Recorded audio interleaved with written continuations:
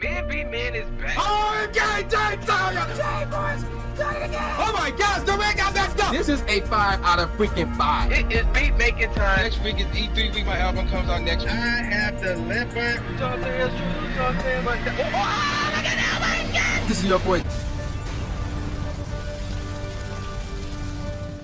All right, ladies and gentlemen of the YouTube citizens, y'all know who this is. This is your boy Dash True Inferno. And we got another Star Wars Battlefront 2 commentary for you guys. Now, I have been giving you guys my top 10 shows involving Nickelodeon. I'm going to take a break from that because about 2 weeks ago, or around that time, I went to the North American International Auto Show. And I had some footage to show today, in today's video rather, but I accidentally deleted them all like an idiot. But it was no big deal because I didn't like how the footage turned out anyway. So, you know, it's whatever. So, what I'm going to do, I'm going to talk about each, not each show, but each company that was there for the most part. Most of the companies that was there. And then I'm going to give you guys the best car that I've seen, the best truck, the best SUV, the best overall, the worst overall, most potential, underrated, and overrated. So, the first spot that I went to was Toyota. So basically, I went through the Toyota showcase, and there was a bunch of knockoffs. There was a bunch of knockoff vehicles in that area. There was nothing ordinary. However, they do have some potential with their trucks. That's what I'm gonna say about Toyota, which is better than last year, than they're showing from last year. Next up is Lexus. Now, Lexus has potential, and they have a lot of sophisticated vehicles. And the vehicle that I liked the most from the Lexus showcase was the LS500F Sport. That thing looked nice, I will admit. Next up, I made my way to the Dodge section. So it's basically the same vehicle. You know, we're talking the Chargers, the Challengers, the Durangos, and so forth and whatnot. But it still looked good. And of course, my favorite vehicle from the Dodge showcase was the Durango Citadel. And I always wanted to get a Durango. That's kind of died down a little bit. I will tell you why later on. Next up, we got Chrysler, and Chrysler only have 2 types of vehicles, not 3, but 2. And we talk about the old Pacifica and the 300. Now, I will admit the 300s looks good, but expect to see a lot of them on the road. So there's going to be common, very, very common. Next up, we got Jeep. So all the vehicles look exactly the same to me, especially from the front. So there's not much to talk about there. Next up is Ram. The 2500 limited or 2500 limited is sick. Everything looks the same, but it's all about performance over look with Ram, especially since they deal with trucks and things of that nature. Next up is Kia. Nothing special here, but nothing bad. Now the Cadenza limited is nice, but it looks like a BMW. That's the only reason why it looked nice, if you ask me. Then we move on to the GMC. We got the Sierra 2500 HD Denali. That joint looks dope as heck. That was the best truck that I saw at that moment, and it was close. It was close. It was between that and the Ram 2500 Limited. But moving on into the GMC section, everything else is just as nice trust-wise. And of course, we got the Yukon XL, which is really nice. Next up is Hyundai, and there's nothing special here. No vehicle caught my attention, so I'm gonna move on for that. And on to the Subaru, which is the same thing. So we're gonna move on from that and go to the Nissan. I like the Murano, but it only looks, it's like the only good looking vehicle that they have there. Next up is the Buick. The LaCrosse is sick. It's very sophisticated. Same as the Regal Essence AWD. A lot of potential, not just in those 2 vehicles, but with Buick altogether. And then we got Volkswagen. I believe I picked Volkswagen as the worst company that had, not the worst company, but the company that had the worst showing last year. This year, their Jetta SLE Premium surprised me. It actually looks good, but nothing else that they had did though. Next up, we got the Infiniti. The QX80 look nice. Great potential there in the Infiniti section right there. Then we got the Genesis. The G90 is luxurious. Still have a way to go though as a whole, but the G90 is a good story if you ask me. Then we got the BMW. The M760i X Drive is nice. The IA Roadster is sick, but extremely expensive. Overall, it's nice, but for some odd reason, I felt like that last year's show from BMW was better than this year's.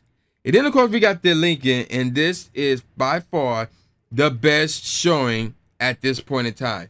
Their navigator is the best thing that they got, which is the reason why I'm dropping down my desire to get a Durango, because of the navigator. That joint looks sick. The Continental is sick as heck, and the MKZ is nice, even though it's not exactly Continental, but the MKZ is a nice backup in case you couldn't get the Continental. Then we move on to the Cadillac. Obviously, the Escalade Premium is king here. A lot of great looking vehicles there as well. And then we move on to the Acura. The TLX look nice, but nothing else surprised me there. And then we move on to Ford. So we got the Expedition. That's probably the biggest surprise at the show for me, the Expedition. It looked really nice. The Mustang GT look amazing as always. Then we got the F-150 XLT is nice. Most of their trucks looks nice, especially the F-150s and Super Duties. And then we got Chevrolet. The Tahoe is nice. The Suburban rather is better than ever. The Impala Premier is nice. The Silverado is really cool, but for me, the Suburban was the best thing that they had in Chevrolet this year. Then we got Honda, which, I mean, the clarity is the only thing worth looking at. The Accord looks like a Benz knockoff, if you ask me. And then, speaking of Benz, they were next. The Maybach is the best, obviously. A lot of world premieres here. They display a lot of new vehicles here. It's nice as always, though. And then we got the Audi with the R8 Coupe V10 Plus is nice. The A4 sedan is cool. Not a bad showing if you ask me though. And then we got the Volvo with the S90 T6 AWD inscription. That joint is cool, but nothing much from last year. Mostly because their showcase was outside the actual auto show display, like in the hallway, instead of actually being inside. So that was pretty weird. Now, let's move on to my awards, so to speak. So, the most overrated showing.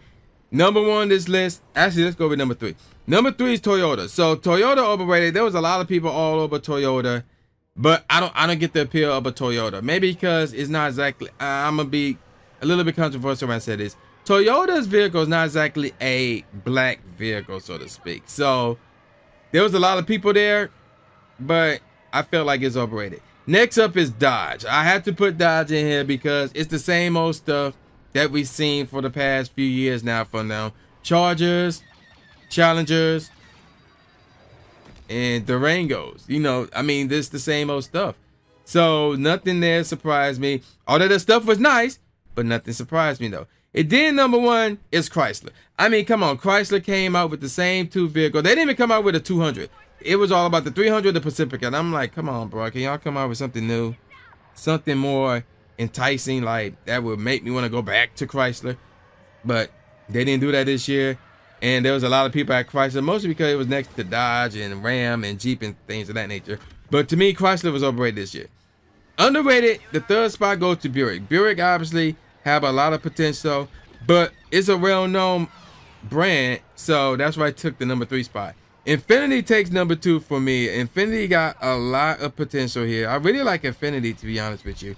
So, and their QX80 looks nice. Like I said, there's a lot of great potential here. But the number 1 spot, without question, goes to Lexus. Not only do they have the potential, and that LS 500 F Sport look nice, but they got a lot of sophisticated vehicles. And that, to me, is a plus. That will win me over, in my opinion. So, yeah, I really like them. Speaking of potential, let's talk about that. Benz comes in at the number 4 spot. They got a lot of world premieres, and they all got potential to be something special. Next up is Infiniti. I already talked about them, so I'm not going to get into it like that. Then we got the Lexus, and again, I already talked about them. They got a lot of potential, a lot of sophisticated vehicles there. But the number 1 spot to me is the Buick. So the Buick are very sophisticated as well, but they got the LaCrosse and the Regal Essence. So, and both of those are dope, and there's a lot of potential there. Like I said, there's a lot of potential there. Now, what's overall? So the brand that had the worst showing, Chrysler's number 3, right? I'm about to say number 1, but no, they're number 3. Again, they only had 2 types of vehicles, the 300 and the Pacifica. Nothing special there, and that's not going to win me over when you only have 2 vehicles that are basically the same. You just got different versions of them. That's not going to win me over. Number 2 go to Hyundai, or Hyundai rather. Hyundai took the number 2 spot because there was nothing special there, especially since the which one got which? I forgot. One of them got Kia, and the other one, I think the NFL got Hyundai, and the NBA got Kia. But Hyundai had nothing for me.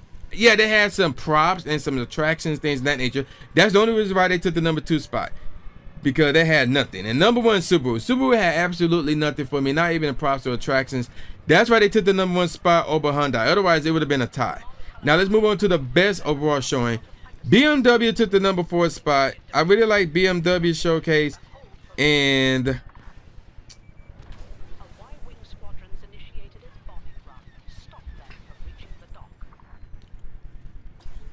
I mean, BMW could have been high on the list, but I felt like their showcase or their show from last year was better than this year. That's why they took the number 4 spot. Buick took the number 3 spot because they got a lot of sophisticated vehicles. They got a lot of potential. That's why they took the number 3 spot. Chevrolet took the number 2 because they have, to me, one of the best showings there. They got the Tahoe, the Suburban, the Impala Premier, and the Silverado. All those things are cool. I even like the Malibu. The Malibu was nice, rather. I actually got inside the Malibu, which is what I'm driving right now. But I like Chevrolet's show. But number 1, without question, is Lincoln. Lincoln got the best show. When you got the Navigator and the Continental and the MKZ looking nice, man, I mean, you can't go against that. Yeah, Ford and Chevy got more to show. Lincoln had a lot of show as well, but all of their vehicles was nice as heck. So that's why I went with Lincoln for having the best show.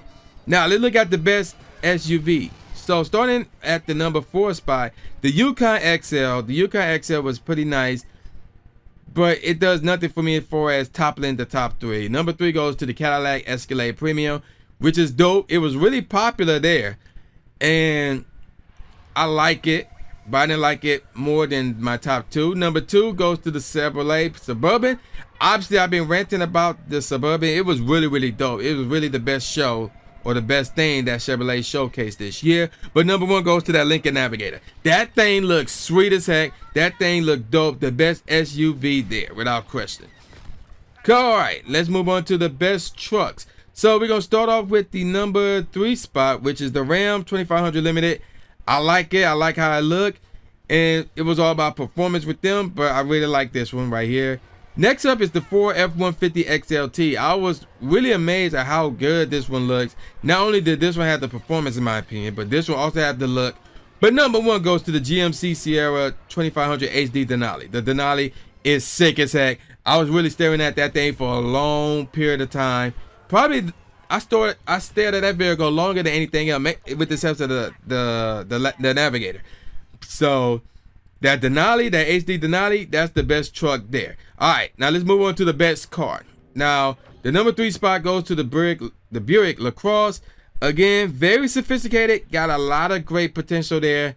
Really like that one. Next up is the BMW M760i X-Drive. That's a long title, actually. That thing is really, really nice. And it was a toss-up. I went with this one because I felt like with this vehicle, the potential was matched, while with the LaCrosse, they still have some ways to go, thus the potential being there to begin with. But number 1 is the Lincoln Continental. Without question, the Lincoln Continental is sick as heck, the best car there. Now, if I had to give you guys my best vehicle between the best SUV, the best truck, and the best car, it would obviously go to the Lincoln Navigator. That would take the number 1 spot for me. The Continental would be number 2, and the HD Denali will be my number 3. So there you have it. That's my take on this year's auto show. Hopefully some of you guys were able to go, especially if you live in that Detroit area or that Southeast Michigan area. Okay, it was a pretty good show this year. You know, a lot of these companies that didn't do well last year, they kind of stepped up a little bit, like Toyota and Volkswagen and things of that nature. So great show. I like it. I obviously will be going back next year. So with that said, man, y'all know who this is. This your boy, the new Jay Gatsby, aka New Stephen A. Smith, saying peace out, y'all, and I'll see y'all next time. Yeah.